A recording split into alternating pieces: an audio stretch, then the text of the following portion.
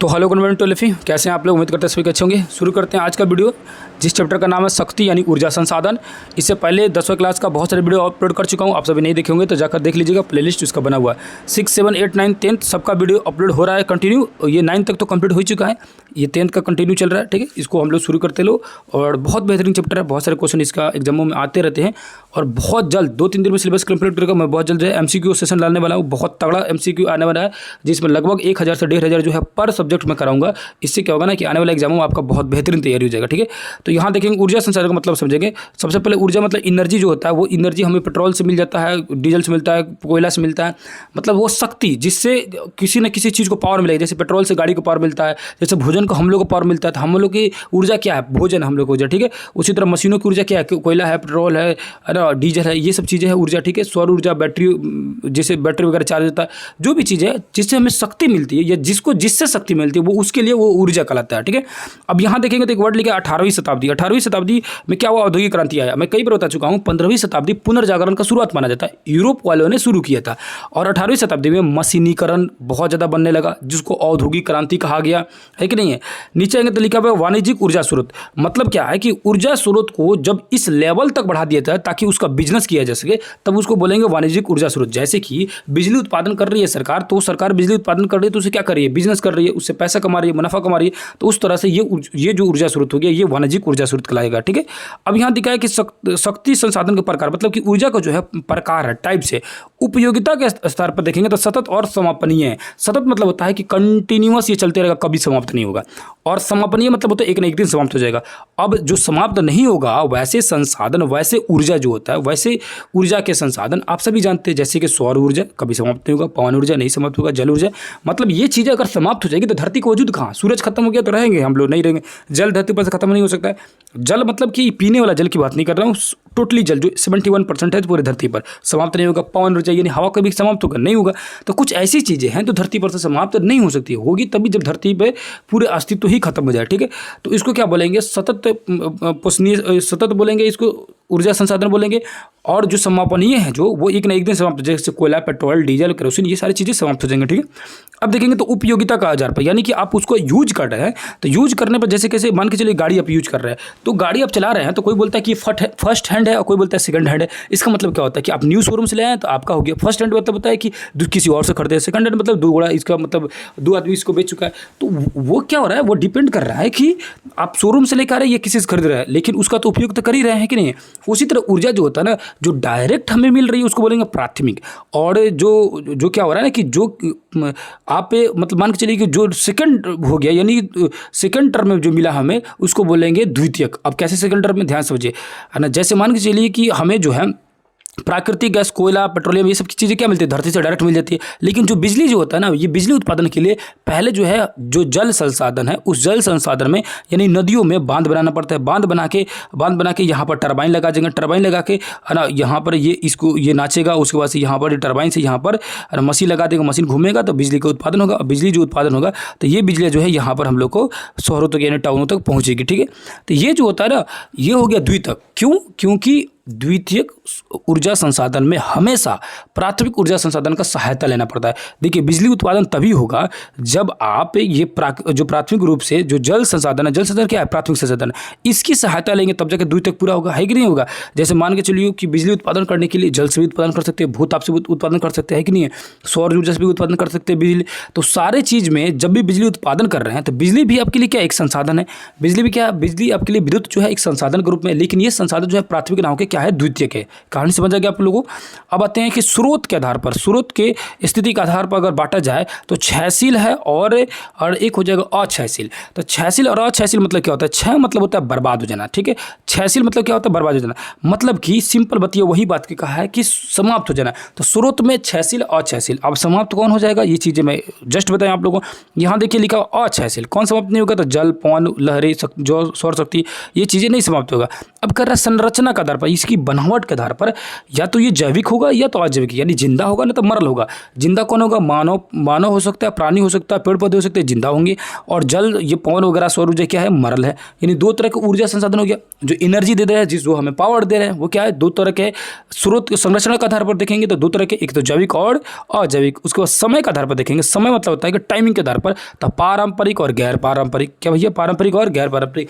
मतलब क्या है कि समय के हिसाब से पारंपरिक और गैर पारंपरिक क्यों कहा जा रहा है? मतलब क्या है कि परंपराओं से यूज करते आ रहे हैं, मतलब बहुत पहले से यूज करते आ रहे हैं, तो उसको बोलेंगे पारंपरिक ऊर्जा स्रोत। और जो अभी हाल ही फिलहाल में उसकी टेक्नोलॉजी जो है अभी डेवलप हो रही है, तो उसको बोलेंगे गैर पारंपरिक। जैसे परंपराओं से यूज करते क्या आ रहा है? लोग डीजल, पेट्रोल, केरोसिन, ये बहुत पहले से यूज करते आ रहे हैं लोग, ठीक है। गैर पारंपरिक में क्या है? अभी सौर ऊर्जा अभी तुरंत खोज हुआ है, ठीक है। अब दूसरी चीज, इसको छोटा सा एक ट्रिक से समझ जाइएगा। जैसे पारंपरिक हो जाएगा ना, तो उससे समझ लीजिएगा अनवीकरणीय। क्या हो जाएगा भैया? अनवीकरणीय। और जैसे गैर पारंपरिक बोलेंगे ना, इसको बोलेगा नवीकरणीय। यानी गैर पारंपरिक है, यानी हमारे परंपराओं में अभी नहीं है, यानी क्या है? ये नवीकरणीय, नया है। और पारंपरिक मतलब बहुत दिन से जानते हैं, ये तो अनवीकरणीय हो चुका है, यानी पुराना हो चुका है। सिंपल। अब ये क्या हो जाएगा? ये समाप्त हो जाता है और ये समाप्त नहीं होता। ये सब पहले से जानते हैं आप लोग। आगे जी, अब देखेंगे यहाँ पर पारंपरिक ऊर्जा स्रोत में बहुत सारा चीज़ दिया, परंपराओं से जो यूज करते आ रहे हैं, कोयला, पेट्रोलियम, गैस, प्राकृतिक गैस, सब चीज़ है।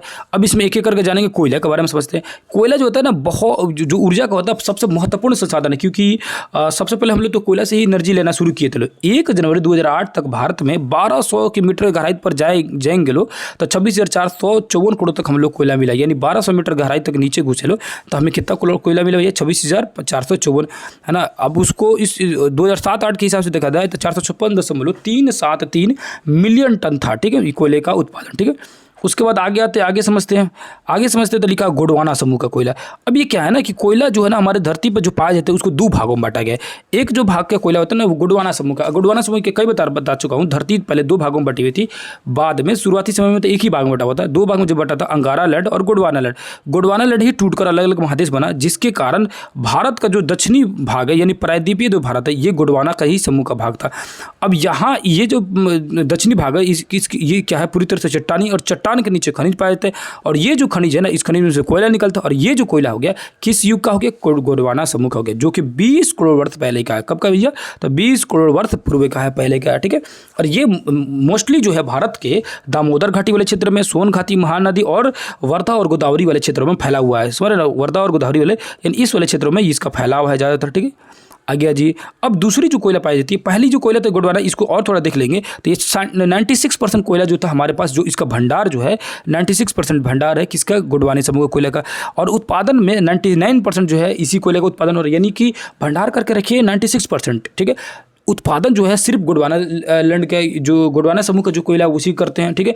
मात्र 1% ऐसी कोयला है जो है वो टर्सरी युग की कोयला है, और उस समय की कोयला आप लोगों को उत्पादन वगैरह देखने के लिए मिलता है, जो कि 5.5 करोड़ वर्ष पुराना है, ठीक है। ये जो पाया जाता है असम में, अरुणाचल प्रदेश में, मेघालय में, नागालैंड में, और उसके साथ साथ आंध्र प्रदेश साइड में मिलता है ना। ये सॉरी, असम में भी है ना, आंध्र प्रदेश में नहीं, असम, उसके बाद से असम के बाद मेघालय, ठीक है। मेघालय के बाद वैसे जी तो नागालैंड के बाद अरुणाचल प्रदेश। इसको अमन करके मैं लिखा हूँ, वही ट्रिक शायद यहाँ पे लिखा हुआ है ना, ट्रिक ही लिखा है। मैं किसी को बोला होगा तो कोई बच्चा लिखा होगा, तो यहाँ लिखा हुआ अमन अरुण, ठीक है, अमन अरुण। तो अमन अरुण से याद रखिएगा। तो अ से असम, म से मेघालय, न से नागालैंड, अरुण से अरुणाचल प्रदेश। इन सभी क्षेत्रों में टर्सरी युग के कोयला देखने के लिए मिलता है, ठीक है। तो क्वेश्चन पूछ दे, टर्सरी युग का कोयला निम्न से किन क्षेत्रों में पाया जाता है? तो अमन अरुण याद कर सकते हो। अमन से, अ से असम, म से मेघालय, और न से याद रखिएगा नागालैंड, और अरुण से अरुणाचल प्रदेश, ठीक है। अब देखेंगे कोयले का वर्गीकरण किया गया, ये बहुत इंपॉर्टेंट है और कई बार एग्जाम में क्वेश्चन सीधे आ जाता है। कोयले को जो है ना कार्बन के आधार पर बांटा गया। देखो, जिस कोयले में जितनी ज़्यादा कार्बन की मात्रा उतना ही वो जबरदस्त कोयला, उससे क्या होता है? जबरदस्त कोयला। कोयले के 4 प्रकार, उसके याद कीजिएगा ए, बी और ली, पी, इस तरह याद कीजिएगा। 2 हिंदी 2 इंग्लिश में। ए से एंथ्रासाइड, बी से बिटुमिनस, ली से लिग्नाइट और पी से पिट। तो ए बी लिपि, यानी कि ए बी लिपि, लिपि से लिप देना, जैसे घर लिपाता है ना, उसी तरह जैसे भी याद हो जाए। तो ए बी लिपि, ए के बाद बी आता है और लिप देना है, ठीक है। तो ए से एंथ्रासाइड, बी से बिटुमिनस, ली से लिग्नाइट और पी से पिट। अब इसको कोयले के हिसाब से बांटेंगे, कार्बन के हिसाब से बांटेंगे। पहला क्या है? एंथ्रासाइड है, जिसमें 90% से भाई अधिक उसमें कार्बन पाया जाता है, और जितने ज़्यादा उसके अंदर कार्बन की मात्रा होगी उतने वो कम धुआं आएगा, यानी धुआं नहीं देता है, अत्यधिक गर्मी देगा, भयानक गर्मी देगा, ठीक है। उष्मा देता है, इसे कुकिंग कोयला भी कहा जाता है। याद रखिए, इसको कुकिंग कोयला भी कहा जाता है। क्या बोला जाता है भैया? तो क्वेश्चन पूछेगा निम्न में से कौन सी कोयला को कुकिंग कोयला बोला जाता है? तो एंथ्रासाइड को बोला जाता है। धातु गलाने में काम आता है, मान के ये धातु को भी गला देता है बहुत जबरदस्त तरीके, क्योंकि इसमें पावर ज़्यादा होती है, उष्मा ज़्यादा होती है। दूसरा जो है बिटुमिनस, एबी में दूसरा बिटुमिनस, इसमें जो है 90% से कम और 70% से एक्स्ट्रा जो है कार्बन पाया जाता है, यानी 70 से 90% कार्बन पाया जाता है। इसे पारिष्कृत कर कोकिंग कोयला बनाया जा सकता है। मतलब इसको अगर और रिफाइन कर दिया जाए, पारिष्कृत मतलब होता है साफ कर दिया जाए, बेहतर कर दिया जाए, तो ये क्या बन जाएगा? एंथ्रासाइड कोयला की तरह ही इसका काम हो जाएगा। यानी एंथ्रासाइड कोयला क्या कर रहा था? कुकिंग कोयला था, जो कि धातु गलाने का काम आ रहा था। तो बिटुमिनस को भी कुकिंग कोयला बना सकते हैं, जो धातु गलाने में काम आए, बस इसको पारिष्कृत करना पड़ेगा। तो क्वेश्चन पूछेगा निम्न से किस कोयला को परिष्कृत करके है ना कुकिंग कोयला बनाया जा सकता है? तो बिटुमिनस को। ठीक है, आगे ही गए तो लिग्नाइट देखेंगे। तीसरा नंबर जो था लिग्नाइट कोयला। लिग्नाइट जो कोयला होगा अब 70% से कम में होगा, यानी 30 से 70%। पहला था जो था वो 90% से अधिक कार्बन पाया जाएगा, और दूसरा जो था 70 से 90% के बीच में था, और तीसरा जो है 70% से कम आ जाएंगे, यानी 30 से 70% के आसपास में कोयला जो है कार्बन जो पाया जाएगा। अभी बोला कार्बन जितने ज़्यादा उतने बेहतर कोयला। अब ये इसमें कार्बन की मात्रा जो होती है धीरे धीरे कम होती गई, और ये धुआं देता है, और इसको भूरा कोयला कहा जाता है। याद रखिएगा, क्वेश्चन पूछ दे कि भूरा कोयला किसे कहेंगे? लिग्नाइट को। कुकिंग कोयला किसे बोलेंगे भैया? कुकिंग कोयला तो उसको बोलेंगे एंथ्रासाइड को। पारिष्कृत करके कुकिंग बना सकते हैं किसको भैया? तो बिटुमिनस को। सारी चीज़ों को पॉइंट टू पॉइंट पकड़ कर रखिएगा। अब ये पीट कोयला, इसमें कार्बन की मात्रा 30% से भी कम होती है, बहुत कम होती है। इससे क्या होता है? इससे नुकसान क्या होता है कि ये धुआं खूब देता है ना, धुआं खूब जबरदस्त देता है, और ये दलदली भागों में पाया जाता है। तो क्वेश्चन पूछेगा निम्न में से किस कोयले के प्रकार जो है दलदली भागों में पाया जाता है? तो कौन सा कोयला हो जाएगा भैया? वो हो जाएगा पीट। ठीक है, याद रखिएगा।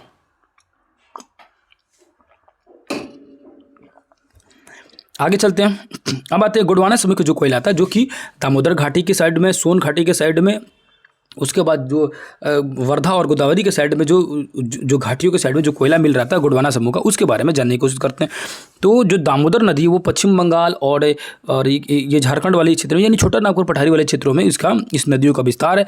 तो उस एरिया में देखेंगे तो कोयले का भंडार और उत्पादन के मामले में देखेंगे तो झारखंड जो है पूरे देश में पहले नंबर पर है, यानी कोयले का भंडारण भी करके रखा है और इसका उत्पादन भी कर रहा है बहुत ज़बरदस्त तरीके से। ये देश का 30% से अधिक कोयला का सुरक्षित भंडार है, और 23% से उत्पादन में 23% है, यानी 30% भंडार करके रखा है, और 23% जो है इसका क्या कर रहा है? उत्पादन कर रहा है। कौन? झारखंड। तो कोयले के मामले में झारखंड सबसे एक नंबर पर है। ठीक है, उसके बाद देखेंगे तो यहाँ देखेंगे तो लिखा हुआ झरिया, बोकारो, गिरिडीह, कर्णपुरा, रामगढ़ आदि क्षेत्र में उसका उत्पादन होता है। पश्चिम बंगाल का रानीगंज में कोयले के कुछ भाग इसी राज्य में पड़ता है। ठीक है, तो पश्चिम बंगाल के रानीगंज कोयला क्षेत्र जो होता है वो इस मतलब झारखंड तक पहुँच जाता है। ठीक है, आगे आएंगे तो लिखा हुआ है कि यहाँ पर धातु उद्योगों में उपयोग किए जाने वाले कोयला इसी दामोदर घाटी क्षेत्र से प्राप्त होता है। ठीक है, 1970 में देखेंगे तो 47% इसका उत्पादन हुआ, जबकि 2004-05 में घटकर 23% हो गया। तो 70 के समय में 47% उत्पादन हुआ, लेकिन 4-5 में घट के कोयले का उत्पादन।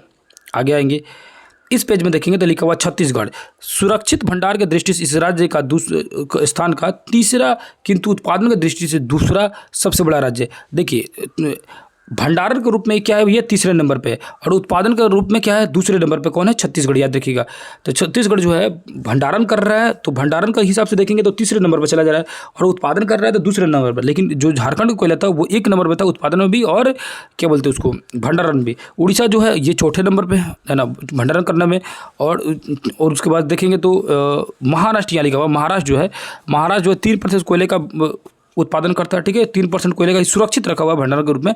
उसके बाद लिखा मध्य प्रदेश जो है 7% रखा हुआ है। ठीक है, उसके बाद लिखा पश्चिम बंगाल। ये सारे राज्य है, एक एक करके देख सकते हैं। इसमें सिर्फ याद करने वाले क्या है, तो इसमें सिर्फ याद रखिएगा है ना कि जो उड़ीसा साइड में जो था, तो झारखंड जो था वो झारखंड एक नंबर पे उत्पादन और आपका भंडारण में। ठीक, उसके बाद सेकंड नंबर में उड़ीसा था। ठीक है, यहाँ देखेंगे तो एक लास्ट वर्ड जो देखना है, कुछ कोयला जो होता है दार्जिलिंग में भी पैदा होता है। तो क्वेश्चन पूछेगा जो पश्चिम बंगाल के निम्न से किस क्षेत्र में जो है, किस बर्फीले क्षेत्र में या ठंडे क्षेत्र में कोयले देखने के या कोयले प्राप्त होने की संभावना हो सकती है? तो किस क्षेत्र में है? दार्जिलिंग में। ठीक है, अब आइए टर्सरी युग की, जो तो 20 करोड़ वर्ष पहले की तो कोयला देख लिए लो है ना, जो कि 96% था उत्पादन में और 99% था उत्पादन में और 96% था भंडारण में। उसको तो हम लोग समझ लिए। अब टर्सरी युग की कोयला बात करते हैं। टर्सरी युग के जो कोयला है, इस युग के कोयला जो है ये नया और घटिया किस्म का कोयला होता है, ये बेहतर नहीं होता। और ये कोयला मेघालय के दार्जिलिंग, चेरापूंजी, मातालोंग और लंगारिन क्षेत्र में पाया जाता। उत्तरी असम के मकाऊ, जयपुर, नजीरा में पाया जाता है। अरुणाचल प्रदेश और नामचिंग नामरुक कोयला क्षेत्र है, ठीक है। अरुणाचल प्रदेश में जो कोयला का क्षेत्र है वो उसका नाम है नामचिक और नामरुक। जम्मू कश्मीर के कालाकोट से कोयला निकाला जाता है। ये क्वेश्चन एक बार पूछा हुआ था, बहुत इंपॉर्टेंट क्वेश्चन है। देखिएगा, इसको मैं ट्रिपल स्टार लगवाया हूँ और VVI भी लिखवाया हूँ, ठीक है। कोई लिखा होगा तो याद रखिएगा, जम्मू कश्मीर और कश्मीर में कोयले का जम्मू कश्मीर के कालाकोट से कोयला मिलता है। तो कोयला काला और जगह कालाकोट, ठीक है। कहाँ का भैया? तो कश्मीर का। तो तीनों चीज़ों को एक ही साथ याद कर सकते हैं, कश्मीर, कालाकोट और कोयला, ठीक है। कश्मीर, कालाकोट और कोयला क्या भैया उस क्षेत्र में पाया जाता है। कौन सी युग की कोयला? टर्सरी युग की कोयला। आगे आते हैं, अब लिग्नाइट कोयला के बारे में समझते हैं। लिग्नाइट कोयला के बारे में जानिएगा।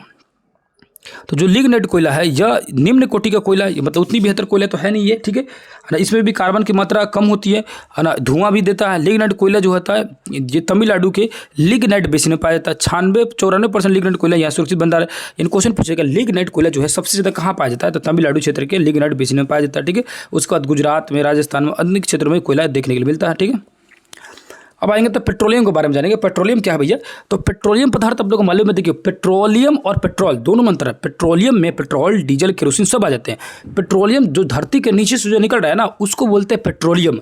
और धरती के नीचे से मान के चलिए यहाँ ये जो गाढ़ा द्रव्य मिल रहा है इसको बाहर निकालेंगे, इसको बाहर निकालेंगे तो ये पेट्रोलियम है। और इसको ले जाकर मशीनों से ले जाकर साफ़ करेंगे, इसको गाड़ियों से ले जाएंगे और गाड़ी से ले जाकर क्या करेंगे, इसको साफ़ किया जाएगा। तो साफ़ जब करके इसको क्या किया जाएगा ना, जब साफ़ करके अलग अलग भागों में इसको बांटा जाएगा, है ना। मतलब इसको साफ़ कर करके क्या किया जाएगा, है ना, इससे डीजल बना लिया जाएगा, पेट्रोल बना लिया जाएगा, केरोसिन तेल बना लिया जाएगा और उसका जो कचरा बच जाएगा ना उससे वैसलीन बन जाएगा, ठीक है। मतलब वैसलीन में उसको उपयोग कर लिया जाएगा, ठीक है। आगे तो ये सब क्या है, इसको देखिए यहाँ लिखा है गैसोलीन, डीजल, केरोसिन तेल, स्नेहक, कीटनाशक दवाइयाँ, पेट्रोलियम, साबुन, कृत्रिम रेशा और प्लास्टिक आदि बनाए जाते हैं। देखिए साबुन में भी इसका उपयोग होता है, पेट्रोल में इसका तो मालूम है, कृत्रिम रेशा बनाने में इसका उपयोग होता है, स्नेहक के रूप में उपयोग, स्नेहक मतलब वो ग्रीस वगैरह में भी उपयोग होता है, ठीक है। अब लिखा है भारतीय भू संरक्षण विभाग के अनुसार पेट्रोलियम और प्राकृतिक गैस के कुल भंडार 17 अरब टन है। तो पेट्रोलियम कुल भंडार जो है भूगर्भ के अनुसार कितना है? तो 17 अरब टन। याद रखिए, भारत विश्व के एकमात्र पेट्रोलियम उत्पादक, भारत जो है मतलब 1% मात्र पेट्रोलियम उत्पादन करता है पूरी दुनिया के हिसाब से देखा जाए। तो पूरी दुनिया का अगर 1% पेट्रोलियम जो उत्पादन कौन करता है तो भारत कर लेता है 1% उत्पादन। पहली बार 1866 ईस्वी में इसके बारे में दिमाग में आया अंग्रेजों को, ठीक है। असम में यह तेल के कुएँ खोदे गए, असम में तेल के कुएँ खोदे गए। तो 1866 ईस्वी में पहली बार असम के घाटी में तेल के कुएँ खोदे गए। 1890 ईस्वी में असम का एक क्षेत्र है डिबगोई स्टेशन भी है, वहाँ पर इस तेल का क्षेत्र मिल गया था, ठीक है। 1959 ईस्वी में खंभात में खोल दिया गया और 1975 में मुंबई में तेल का खोला गया। याद रखिएगा, तेल केंद्र और तेल शोधक यानी तेल को साफ करने वाले दोनों अलग होता है। तो तेल के कुएँ वहाँ बैठा रहे, तेल के कुएँ मिल रहे हैं, है ना, उस घाटी में। तो सबसे पहले असम की घाटी में मिला था 1866 में, दूसरी बार फिर दोबारा असम के डिबगोई में 1890 में, तीसरी बार खंभात में 1959 में, उसके बाद मुंबई में 1975 में, ठीक है। मुंबई हाई जो क्षेत्र है वो तेल शोधक के लिए तेल उत्पादन के लिए बहुत ज़्यादा फेमस है, ठीक है। अब यहाँ आएंगे तो तेल के लिए तेल का वितरण बढ़ा है कि तेल को बढ़ाता कैसे अलग अलग जगहों पर। उत्तर पूर्वी क्षेत्र में देखेंगे देश का सबसे पुराना तेल उत्पादक जो क्षेत्र है, क्योंकि असम 1866 में सबसे उत्तर पूर्वी क्षेत्र का ही है ना, जहां 1886 जो है ना, 1866 में तेल के कुएं खुदाई शुरू की थी, यानी असम के साइड की बात कर रहे हैं, जहां असम घाटी, अरुणाचल प्रदेश, नागालैंड तेल जो है इसके अंतर्गत आते हैं, ठीक है। ये सभी क्षेत्रों में तेल को थोड़ा बहुत देखने के लिए मिलता है, ठीक है। अब एक गुजरात जो खंभात खाड़ी था, तो गुजरात में कब था? तो 1958 यानी 1959 के पास में, आसपास में खंभात खाड़ी साइड में, जहाँ की अंकलेश्वर है, कलोल है ना, उसके पास नौगांव है, कोसंबा है। तो ये अंकलेश्वर, एक बार क्वेश्चन पूछा था कि अंकलेश्वर किस लिए फेमस है? तो पेट्रोलियम के उत्पादन के लिए अंकलेश्वर फेमस है, जो गुजरात क्षेत्र में, ठीक है। मुंबई हाई तेल देखेंगे तो मुंबई हाई तेल बोले कि मुंबई तट से थोड़ी सी दूर है, 176 किलोमीटर दूर है। यानी मान के चलिए कि ये मान के चलिए कि हम लोग का दक्षिणी भारत हो गया, ये साइड हो गया, मान के चलिए मुंबई हो गया। तो मुंबई से 176 किलोमीटर अंदर जाएंगे, 176 किलोमीटर अंदर जाएंगे तो यहाँ पर जो होता है ना पेट्रोलियम का उत्पादन होता है, ठीक है, जिसे मुंबई तट क्षेत्र से 176 किलोमीटर दूर कहा जाता है, ठीक है। और 1975 ईस्वी में इसकी शुरुआत हुई थी, ठीक है। यहाँ देखेंगे तो इस वाले पेज में आएंगे तो कुछ खास आपको देखने के लिए नहीं मिलेगा, कुछ भी इसमें नहीं मिलेगा, ठीक है। आगे जी पूर्वी तट प्रदेश में देखेंगे। अब ये आ गया पूर्वी तट प्रदेश में देखेंगे, उत्तर पूर्वी हो गया। अब पूर्वी तट में आते हैं। पूर्वी तट में देखेंगे तो कृष्णा, गोदावरी, कावेरी और के बेसिन, यानी पूर्वी तट का मतलब बोल रहा है इस साइड की बात कर रहा है, इस साइड के पूर्वी तट की। तो पूर्वी तट में देखेंगे तो क्या है, गोदावरी, कावेरी, कृष्णा, इन सभी के बेसिन के मुहाने पर समुद्री क्षेत्र में थोड़े बहुत एरिया में फैले हुए, ठीक है। नारी मनस और कोविलपल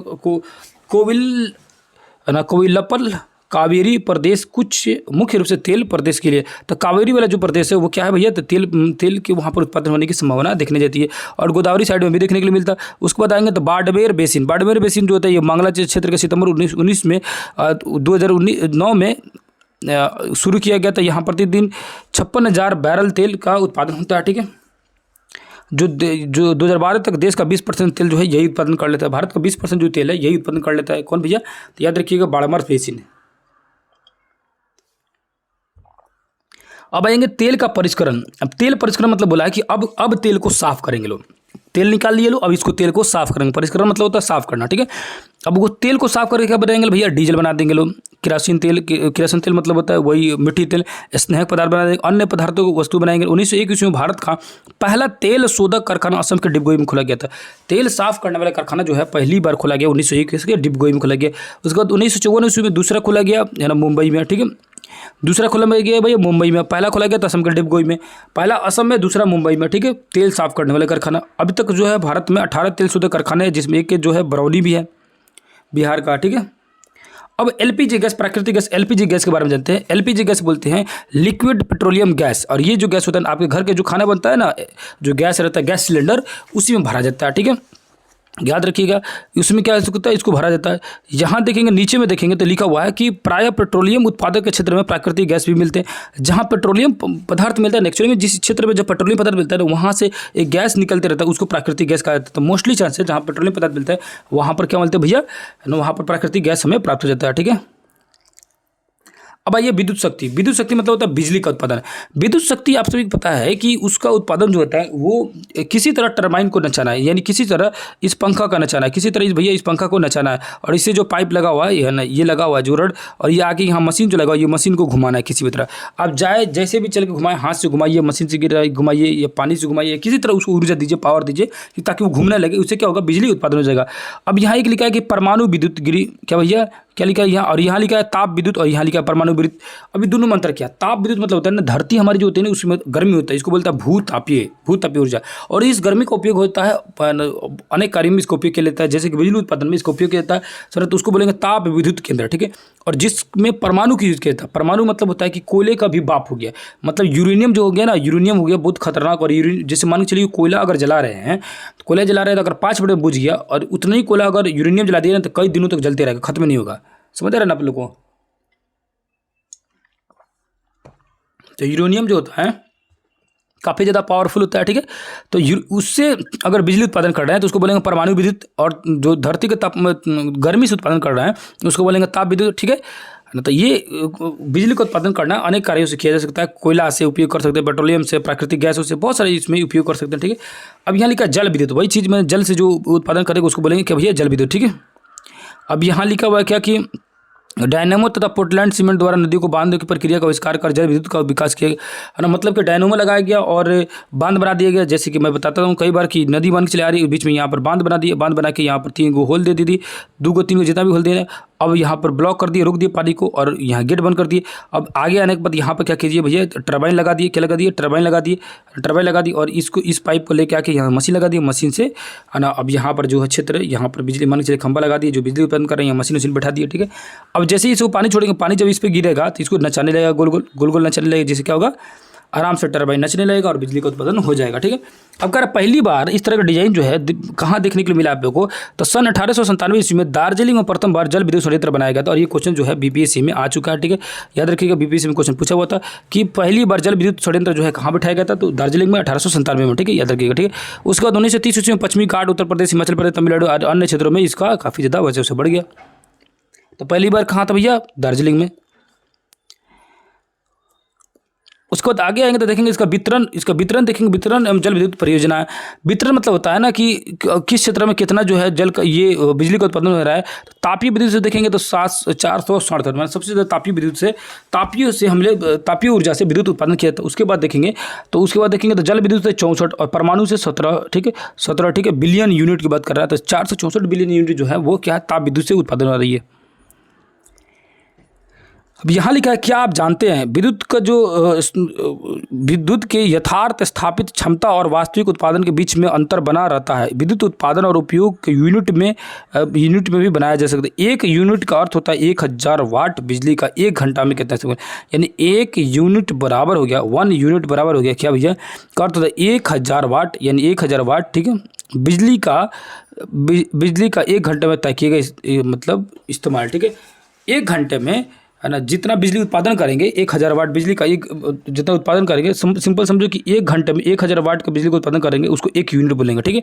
यानी 1 घंटा में 1000 वाट बिजली का बल्ब जला रहे हैं, 1000 बिजली का वाट का बल्ब बना, जैसे मान के चलिए 100 वाट का बल्ब आता था पेयर का, वैसे 100 वाट का बल्ब मान के चलिए कि 10 को जला दिया, ठीक है। तो 1000 वाट हो गया। 1000 वाट का बल्ब जो है 1 घंटे तक जला तो बोलेंगे 1 यूनिट बिजली आपका खपत हो गया, ठीक है। इसी तरह बिजली का गणना किया जाता है, ठीक है। अब यहाँ पर लिखा है कि जल उत्पादन के लिए बहुत सारे परियोजनाएं बनाई गई, जैसे कि अभी मैं बता रहा था बार बार कि नदियों पर क्या बांध बनाया गया, तो उस बांध के नाम बता रहा है। जैसे एक बांध का नाम भाखड़ा नंगल परियोजना, उस परियोजना का बोला गया भाखड़ा नंगल, जो बनाया किस पर, सतलज नदी बनाया गया। और ये भाखड़ा बांध जो है 225 मीटर ऊंचा है, क्या भैया 225 मीटर ऊंचा 4 शक्ति गृह यहाँ बनाएंगे इससे, और इसको बांध बनाकर 4 को बिजली उत्पादन करने के लिए एरिया। और इससे जो होता है पंजाब, हरियाणा, दिल्ली, उत्तराखंड, उत्तर प्रदेश, हिमाचल प्रदेश, राजस्थान, जम्मू कश्मीर वाले राज्यों में क्या होती है ना, खेती भी हो जाती है और बिजली भी मिल जाती है। दामोदर घाटी परियोजना माजी, दामोदर घाटी परियोजना देखेंगे तो दामोदर घाटी की नदी भयंकर बाढ़ से झारखंड, पश्चिम बंगाल बचने के लिए है ना, तिलैया, मैथन, कोनार और पहाड़ बंद रखकर, मतलब क्या है, ये दामोदर नदी जो है ना, पहले इसको पश्चिम बंगाल का शोक नदी भी कहा था, क्योंकि भयानक बाढ़ लाती थी। जैसे कैसे बिहार का शोक नदी है कोसी नदी, उसी तरह पहले ये था शोक नदी। 1300 मेगावाट बिजली उत्पादन इससे कर लेते हम लोग, ठीक है। आगे आएंगे, आगे समझेंगे तो आगे देखेंगे तो यहाँ पर आगे आएंगे तो कोसी परियोजना के बारे में चलेंगे। कोसी परियोजना को देखेंगे तो कोसी परियोजना जो है ये उत्तर बिहार के अभिशाप, कोसी नदी तो मालूम है आप लोगों को उत्तर बिहार के लिए अभिशाप है या शोक नदी है, ठीक है। और ये बांध बनकर 20,000 मेगावाट, मतलब नेपाल के जो जगह है हनुमान नगर, वहाँ पर बनाया गया ये कोसी परियोजना। मतलब क्या है, कोसी नदी आती है सप्तकोशिकी से, आप लोग पढ़ा चुके हैं 9th क्लास ज्योग्राफी में, सप्तकोशिकी से आती है गोसाईथान जगह से, ठीक है। वहाँ से इंटर करती है सुपौल में बिहार में, और सुपौल में इंटर करके सासाराम के कुर्सेला जगह से ये गंगा नदी में मिल जाती हैं, ठीक है। तो जो कोसी जो नदी आ रहा है, कोसी नदी जो आ रहा है, ये कोसी नदी जहाँ से आ रहा है उस जगह से एक नेपाल में एक जगह, उसका जगह का नाम है हनुमान नगर, ठीक है, हनुमान नगर, ठीक है। हनुमान नगर पर एक बांध बनाया गया जिसे कोसी परियोजना बांध कहा गया, जिसे क्या किया गया 20,000 किलोवाट के बिजली उत्पादन के लिए ना किया गया, ठीक है। नेपाल जो है बिजली को आधी बिजली नेपाल रखता है और शेष बिहार दे, यानी 50-50 बांट लिया गया। अब ये रिहंद परियोजना देखेंगे। रिहंद जो होता है ना, सिंपली बात है, रिहंद जैसे नाम आएगा तो याद रखिएगा उत्तर प्रदेश, ठीक है। 934 मीटर लंबा जो है तो गोविंद बल्लभ पंत सागर यहाँ निर्माण हो गए। कभी कभी क्या होता है ना, जब नदी द्वारा ये बांध जब बनाया जाता है तो इस बांध नदी जो पानी है, इस पानी थोड़ी सी हट के यहाँ पर, क्योंकि अब यहाँ मान चलिए खोल नहीं रहे इसको निकलने के लिए, तो थोड़ी सी पानी जो हट के यहाँ पर एक झील का निर्माण कर लेता है, उसको बोलते हैं कि मानव निर्मित झील। मतलब क्या है कि ये परियोजनाओं द्वारा झील बन गया। उसी तरह जो रिहंद नदी पर जो झील बना था उस रिहंद नदी द्वारा, उसका नाम है गोविंद बल्लभ पंत सागर, याद रखना, गोविंद सागर नहीं, गोविंद बल्लभ पंत सागर, ठीक है। अब ये महानदी के बारे में बताते हैं। महानदी जो है, महानदी किस बना हुआ है तो याद रखिएगा, ये बना हुआ है ना हीराकुंड, महानदी बना हुआ बांध जो उसका नाम है हीराकुंड बांध। कई बार क्वेश्चन पूछता है कि हीराकुंड बांध जो परियोजना जो है किस नदी बनी हुई है, तो महानदी पर। जब भी इस तरह क्वेश्चन वजन करें तो याद करिए दिमाग में कि हीरा क्या होता है, महान होता है, हीरा होता है महान। तो हीराकुंड बांध जो होता है किस पर बना हुआ है, तो महानदी पर, जो कि उड़ीसा में विश्व का सबसे लंबा, क्या भैया सबसे लंबा 4,801 मीटर है ना, 2.7 लाख किलोवाट बिजली उत्पादन करता है। तो लगभग 3 लाख बिजली उत्पादन कर रहा है, 3 लाख किलोवाट बिजली उत्पादन कर रहा है, ठीक है। कौन है, हीराकुंड बांध वाला जो महानदी बना हुआ है उड़ीसा क्षेत्र में। अब चंबल जो है ये कोटा में आ जाएगा। चंबल से देखेंगे तो 3 बांध गांधी सागर, राणा प्रताप सागर और कोटा में स्थापित कर 3 शक्तिगिरी बनाया था। अब चंबल नदी पर 3 को बांध बना दिए गए, एक का नाम है गांधी सागर, दूसरा राणा प्रताप सागर और उसके बाद कोटा। ये तीनों क्षेत्र से क्या होता है कि बिजली उत्पादन जो होता है ज़्यादा किया जाता है, ठीक है। अब नीचे देखेंगे तो उसमें देखेंगे तो इससे क्या होता है ना कि राजस्थान और मध्य प्रदेश को लाभ मिलता है, यानी राणा प्रताप सागर से, कोटा से, गांधी सागर से, इस पर जो बांध बनाया गया जिससे बिजली उत्पादन किया जा रहा है, उसमें राजस्थान और मध्य प्रदेश को है ना फायदा मिलता है। अब देखेंगे तुंगभद्रा परियोजना। तुंगभद्रा किस पे भैया, कृष्ण नदी की सहायक नदी है तुंगभद्रा, याद रखना, कृष्ण की सहायक नदी तुंगभद्रा।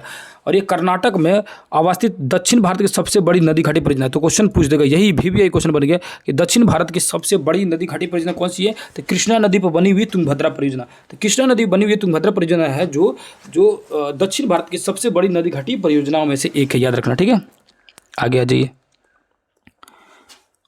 1 लाख किलोवाट बिजली से उत्पादन हो जाता है। उसको देखेंगे सारवती नदी परियोजना। सारवती नदी जो परियोजना है ये कर्नाटक में, जो पश्चिमी घाट में सारवती नदी पर जोग प्रपात 2160 मीटर लंबा और 62 मीटर ऊंचा बांध बनाकर बिजली उत्पादन की जाती है। इस विद्युत उत्पादन में 13 लाख किलोवाट है। इसके लाभान्वित कर्नाटक, केरल और आंध्र प्रदेश, तमिलनाडु और महाराष्ट्र को मिलता है, ठीक है। क्वेश्चन पूछेगा जोग प्रपात पर से जो बिजली उत्पादन की जाती है जो कि साबरमती नदी पर है, तो साबरमती नदी पर कौन सा प्रपात है? तो जोग प्रपात, ठीक है। कहाँ भैया? तो कर्नाटक नदी में। तो इस पे जो बिजली उत्पादन की जाती है वो किन के राज्यों को मिलता है? तो कर्नाटक को, केरल को, आंध्र प्रदेश को, तमिलनाडु और महाराष्ट्र को, ठीक है। अब आएंगे ताप विद्युत के क्षेत्र के बारे में जानेंगे, ताप विद्युत क्षेत्र के बारे में, ठीक है। तो ताप विद्युत को देखेंगे तो ताप शक्ति किसको बोलेंगे? जीवाश्म ईंधन भी इसको कह सकते हैं, और तथा ये समापन संसाधन भी। ताप विद्युत मतलब क्या हो रहा है कि वो ताप शक्ति जिसमें कोयला, पेट्रोलियम, प्राकृतिक गैस आ सकती है, ठीक है। अब यहाँ एक चीज लिखा हुआ है कि राष्ट्रीय ताप विद्युत नियम देश का अधिकतर ताप विद्युत शक्ति उत्पादन का कार्य करता है। तो क्वेश्चन पूछेगा ताप विद्युत का कार्य कौन करता है? तो ताप विद्युत निगम, ठीक है। आगे जी, अब परमाणु ऊर्जा के बारे में समझेंगे। परमाणु ऊर्जा में देखेंगे तो कौन कौन होता है भैया? है ना, इल्मेनाइट, है ना, बेनेडियम, एंटीमनी, ग्रेफाइट, यूरेनियम, है ना, मोनोजाइट और आणविक, ठीक है। क्वेश्चन पूछेगा यूरेनियम का अयस्क क्या नाम है? पिछले चैप्टर में आपको बता चुका हूँ, यूरेनियम का अयस्क का नाम है पिच ब्लेंड, ठीक है।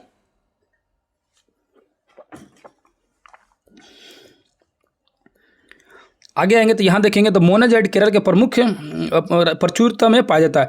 अब क्वेश्चन पूछ दे, ये VBI में लगा कर रखा हूँ, किधर गया? इधर जी। जैसे पायराइट कैसे पूछे थे बिहार में जब सबसे ज़्यादा पाया जाता है, उसी तरह अगर इसको पूछ दे तो क्या बताइएगा?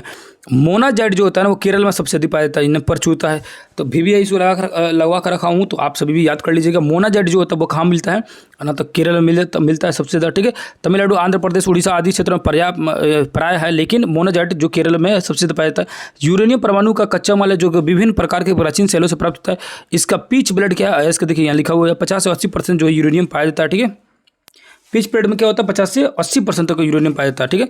भारत में यूरेनियम का विशाल भंडार झारखंड के जादूगोड़ा में है। तो क्वेश्चन पूछेगा यूरेनियम का विशाल भंडार कहाँ भैया? तो जादूगोड़ा में। ये देखें कहाँ भैया? जादूगोड़ा में। 97% जो होता है 97% मीटर लंबी पट्टी में फैला हुआ है। मेघालय के जयंतिया पहाड़ी में भी है। तब मेघालय के जयंतिया पहाड़ी में क्या मिलता है भैया? तो यूरेनियम का भी संभावना है, यूरेनियम का पर्याप्त मात्रा में उसका भंडार है, ठीक है। आंध्र प्रदेश में भी यूरेनियम पाया जाता है। इल्मेनाइट भंडार के केरल, तमिलनाडु, आंध्र प्रदेश, उड़ीसा और महाराष्ट्र में स्थित है। यह खनिज समुद्रीय तट में वेनेडियम झारखंड और उड़ीसा में स्थित। तो सिंपल बात है, यूरेनियम जो होता है झारखंड के जादूगोड़ा में सबसे ज़्यादा। कहाँ भैया? झारखंड के जादूगोड़ा में ज़्यादा। मेघालय के जयंतिया पहाड़ी में भी ठीक ठाक है। भारत को उनसे पश्चिम के प्रथम आणविक रिएक्टर मुंबई के तारापुर में स्थापित किया गया था। याद रखना, पहला परमाणु विद्युत केंद्र जो है ना कहाँ बैठाया गया था? तारापुर, मुंबई बैठाया गया था, ठीक है ना। ये तारापुर परमाणु विद्युत गृह जो है ये एशिया का सबसे बड़ा विद्युत गृह है। क्या भैया? तो एशिया का सबसे बड़ा विद्युत गृह है।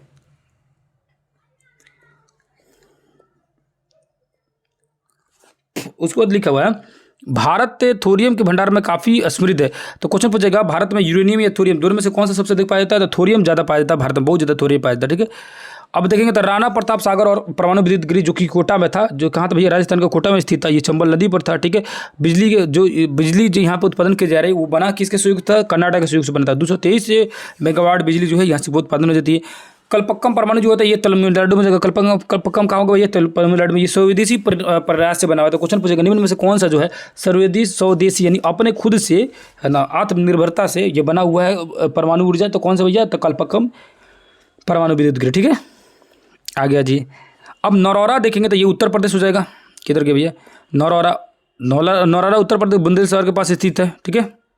विद्युत गृह काकरापाड़ा देखेंगे तो गुजरात हो जाएगा। 1992 में विद्युत गृह आरंभ हुआ। कैगा देखेंगे तो कर्नाटक राज्य में हो जाएगा कैगा। कुडलकुलम हो जाएगा, ये तमिलनाडु में हो जाएगा, ठीक है। अब आएंगे गैर पारंपरिक ऊर्जा स्रोत में देखेंगे तो सौर ऊर्जा है ना। सौर जो देखेंगे तो लिखा है जब ये फोटो वोल्टाइक सेलों में विभाजित सूर्य की किरणें ऊपर की परिस्थिति में किया जाता है तो सौर ऊर्जा का मुख्य उत्पादन होता है, ठीक है। गुजरात राजस्थान में सौर ऊर्जा की असीम संभावना है क्योंकि वो गर्मी ज़्यादा पड़ती है, धूप ज़्यादा निकले रहता है, ठीक है। पवन ऊर्जा देखेंगे तो पवन ऊर्जा पवन चक्कियों की सहायता से चलता है। पवन ऊर्जा को चलाने के लिए क्या चाहिए? हवा चाहिए, ठीक है। आ गया जी। यहाँ 300 वायु चलित टर्बाइनों को विशेषता सागर तटीय और बाढ़ अनुकूल स्थानों पर पाए जाते हैं। यहाँ ये वाला सेशन जो है बहुत इंपॉर्टेंट है, इसको देखिए। तो पवन ऊर्जा के लिए तमिलनाडु, राजस्थान, गुजरात, महाराष्ट्र तथा कर्नाटक अनुकूल परिस्थितियाँ विद्यमान है। गुजरात के कक्ष में लांबा का पवन ऊर्जा संयंत्र है। गुजरात के कक्ष में लांबा का पवन ऊर्जा संयंत्र एशिया का सबसे बड़ा संयंत्र है। तो याद रखना है ना, जो लांबा जो है पवन ऊर्जा संयंत्र है वो एशिया का सबसे बड़ा जो है पवन संयंत्र है, ठीक है। दूसरा सबसे बड़ा संयंत्र जो है तमिलनाडु के तूतीकोरिन में पाया जाता है, ठीक है। अब ये ज्वारीय ऊर्जा ऊर्जा तरंग, ठीक है। अब ज्वारीय ऊर्जा देखेंगे, जहाँ ज्वार बटा ज़्यादा उठता है तो वो तो खंभात खाड़ी हो सकता है या कच्छ किरण हो सकता है, ठीक है, और सुंदर वन वृक्ष हो सकता है। उसके बाद देखेंगे तो हिमाचल प्रदेश के मणिकरण में भूतापीय षड्यंत्र स्थापित है तथा दूसरा लद्दाख के दुर्गा घाटी में। तो पूछेगा कि लद्दाख का दुर्गा घाटी किस लिए फेमस है, तो भूतापीय के लिए फेमस है, ठीक है। क्वेश्चन पूछेगा कि हिमाचल प्रदेश में जो भूतापीय षड्यंत्र है वो निम्न से किन क्षेत्र में लगाया गया है, तो मणिकरण से प्राप्त हुआ है, मणिकरण में लगाया गया, ठीक है। अब आइए बायोगैस और जैव ऊर्जा। बायोगैस आप लोग कभी बचपन में सुने होंगे कि गोबर से पहले बिजली उत्पादन था, गोबर से खाना बनता था, उसको बड़े से डब्बे में रख दिया जाता था, ऐसे डब्बे में, और उसमें क्या ढक्कन को बंद करके और एक छोटे से पाइप द्वारा उस गैस को निकाला जाता था, जिससे क्या होता है उसको कहा जाता है गोबर गैस प्लांट, ठीक है। बोले तो भैया गोबर गैस प्लांट, ठीक है। शक्ति संसाधनों का संरक्षण। अब शक्ति संसाधनों का संरक्षण क्यों करना जरूरी है, तो मैं जब भी संसाधन में संरक्षण वर्ड आता है ना, तब आपको सीधे समझ जाना चाहिए कि संसाधन जो है ना एक दिन समाप्त हो जाए, इसीलिए इसको संरक्षण करना बहुत ही जरूरी है, ठीक है। ऊर्जा के प्रयोग में वित्तमयता। ऊर्जा संकट से बचने के लिए प्राथमिक ऊर्जा का उपयोग वित्तमयता बरती जाए, ठीक है। मतलब उसमें जरूरत के हिसाब से यूज किया जाए, जितना जरूरत हो उतना यूज किया जाए, है ना, अनावश्यक उसका यूज ना किया जाए, ठीक है।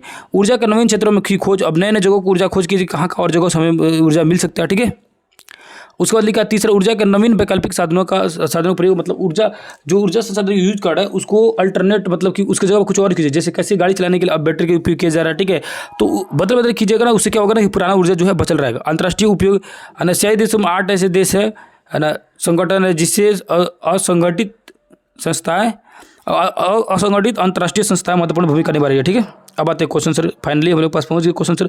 और इस चैप्टर में क्वेश्चन सर बहुत ज़्यादा है, और ना लगभग हमको लग रहा है कि 15 क्वेश्चन सर है, उसको कंप्लीट कर लेंगे लोग। और इसके अलावा ऐसा नहीं है कि ये यहाँ पर खत्म हो जाएगा। एमसीक्यू क्वेश्चन जो है ना, जैसे ही 10वां क्लास जो है कंप्लीट होगा उसके बाद एमसीक्यू क्वेश्चन आएगा, धड़ल्ले से आएगा, बहुत ज़्यादा एमसीक्यू क्वेश्चन आएगा और बहुत ज़बरदस्त तरीके से पढ़ाया जाएगा। उसमें लगभग 1 से 2 हज़ार क्वेश्चन जो है एमसीक्यू क्वेश्चन आप लोग कराऊंगा, घबराना नहीं है, ठीक है। किस राज्य में खनिज तेल का भंडार है, तो असम में है, डिगबोई में सबसे पहले, ठीक है। उसको देखेंगे भारत में पहला परमाणु ऊर्जा जो तारापुर महाराष्ट्र में, ठीक है ना। कौन सा ऊर्जा स्रोत अनवीकरणीय यानी कोयला समाप्त हो जाएगा, ठीक है। प्राथमिक ऊर्जा का उदाहरण नहीं है। प्राथमिक क्या नहीं थे भैया, विद्युत था, क्योंकि सेकेंडरी रूप से था। ऊर्जा का गैर पारंपरिक स्रोत क्या हो जाएगा, सौर ऊर्जा। गैर परंपरा मतलब समाप्त नहीं होगा।